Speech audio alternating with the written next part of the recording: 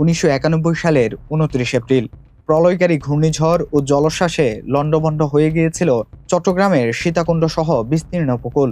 সেই ভয়াবহ স্মৃতি বুকে নিয়ে আজও দিন কাটছে সীতাকুণ্ডের উপকূলবাসীর।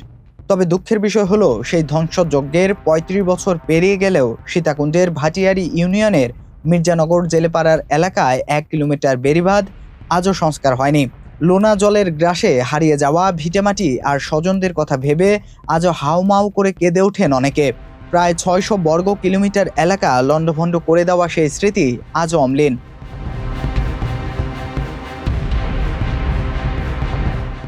ঘূর্ণিঝড়ের পর সরকার উপকূলীয় এলাকায় বেড়িবাঁধ নির্মাণের উদ্যোগ নিলেও চরম বৈষম্যের শিকার ভাটিয়ারি ইউনিয়নের ৭ নং ওয়ার্ডের এই জেলেপাড়া। এখানকার 1 কিলোমিটার উপকূলীয় এলাকায় আজও হয়নি কোনো সংস্কার। আর এই বেড়িবাঁধের কারণে আজ ৩৫ বছর বন্ধ হয়ে যায়।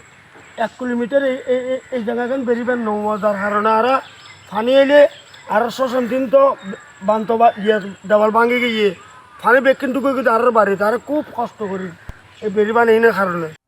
স্থানীয়দের অভিযোগ, সরকার আসে যায় কিন্তু তাদের ভাগ্যের কোনো পরিবর্তন হয় না। জোয়ারে একটু বেশি জল এলেই বসতঘরে ঢুকে পড়ে লোনা। এমনকি গ্রামের একমাত্র শ্মশানটিও প্লাবিত হয় জোয়ারে।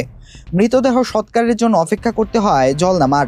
৩৫ বছর ধরে অবহেলিত এই 1 কিলোমিটার বাঁধ যেন অভিশাপ হয়ে দাঁড়িয়েছে গ্রামবাসীর কাছে। মানুষ মৃত মানুষ পানি যাওন ছাড়া আর লাস্ট পর্যন্ত আনিয়ে না দাফন করে নিতে পারি এই খালি এই বেড়িবাঁধ এগিনের কারণে আজ ৩৫ বছর বন্ধ গিয়ে দেয় সরকার আইয়ে সরকার থাকে কিন্তু আর বেড়িবাঁধের হাসকার নম্বর টেকসই বেড়িবাঁধ না হওয়ায় চরম ঝুঁকির মধ্যে রয়েছে কয়েক হাজার মানুষের জানমাল। এই জনপদের মানুষের এখন একটাই দাবি, আর কোনো আশ্বাস নয়, দ্রুত সংস্কার করা হোক সেই 1 কিলোমিটার বেড়িবাঁধ, যাতে নিরাপদ জীবনের নিশ্চয়তা পায় সীতাকুণ্ডের উপকূলবাসী।